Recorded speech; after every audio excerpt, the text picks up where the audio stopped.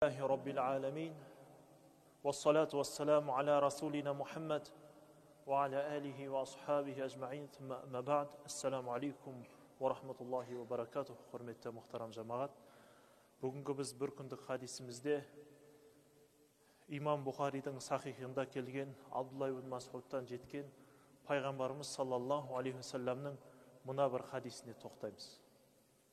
Ол хадисте пайғамбарымыз саллаллаху алейхи вассалам айтады: عن أبي هريرة رضي الله عنه قال النبي صلى الله عليه وسلم إن الصدق يهدي إلى البر وإن البر يهدي إلى الجنة وإن الرجل لا يصدق حتى يكتب عند الله صديقا وإن الكذب يهدي إلى الفجور وإن الفجور يهدي إلى النار فإن الرجل لا يكذب حتى يكتب عند الله كذابا. Бұл хадистің аудармасы пайғамбарымыз саллаллаху алейхи вассалам айтады: ақиқатында шындық, рас сөйлеу, шын сөйлеу ол жақсылықтарға жеткізеді дейді. Сауап амалдарға жеткізеді. Ал сауап амал ол пендені жәннатқа жеткізеді деді.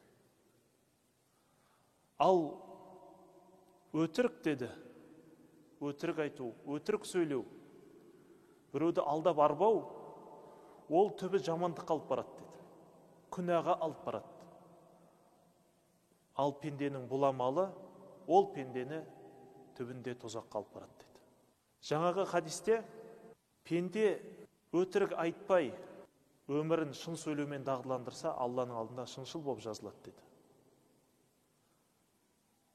Ал өтірік деді, ол жамандыққа алып барады, күнәға алып барады. Ал күнә ол пендені тозаққа алып барады деді.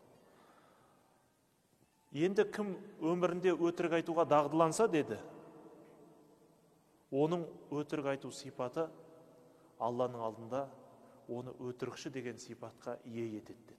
Яғни Алланың алдында жаман сипатқа ие болады деді.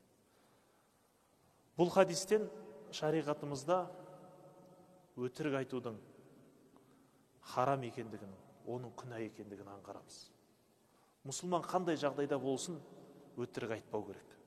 Ол қиналған жағдайында болсын, тіпті қалжыңдасқан жағдайында да өтірік айтпау керек.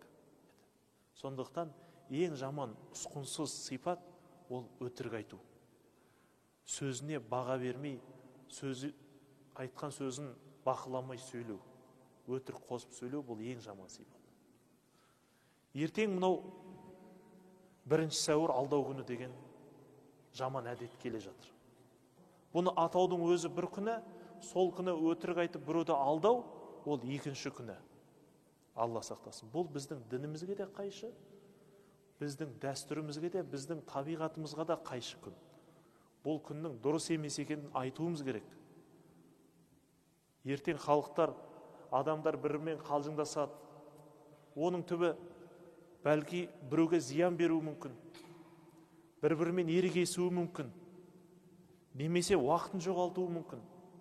Немесе басқа нәрсесін жоғалтуы мүмкін. Сондықтан бұл жаман нәрселерден біз өзімізді, ортамызды да сақтандыра білуіміз керек. Басқа қауымға ұқсамауымыз керек. Пайғамбарымыз саллаллаху алейхи вассалам не деді? Мән ташабаха биқаумин фахуа минхум. Қандай да бір қауым біреуге еліктесе, ол солардан болып жазылады Алланың алдында деді. Сондықтан бұл жаман нәрсе дінімізге қайшы екендігін, оған жеңіл қарамау керек екенін құрметті бауырлар біліп жүрейік, оны айтып жүрейік. Өкінішке орай кейбір телеарналарда осыны кәдімгідей бір қызық қып көрсетіп жатыр. Ертең алдау күні сіз қалай алдайтын едіңіз, былтырғы жылы сіз кімді алдаған едіңіз деген сияқты, кімге қалай өтірік айтқан едіңіз, қандай шеберлік көрсеткен едіңіз деген сияқты халыққа, қарапайым халыққа жаман ұғымды сіңдіріп жатыр. Сондықтан ол бауырларымызға Алла Тағала хидаят берсін. Біз мұсылмандар әрбір сөзімізде, ісімізде тек қана жәннатқа жетелейтін, қоғамға пайдалы нәрселерді жасауымыз керек. Ва ахир дағуана, алхамдулиллахи раббил аламин.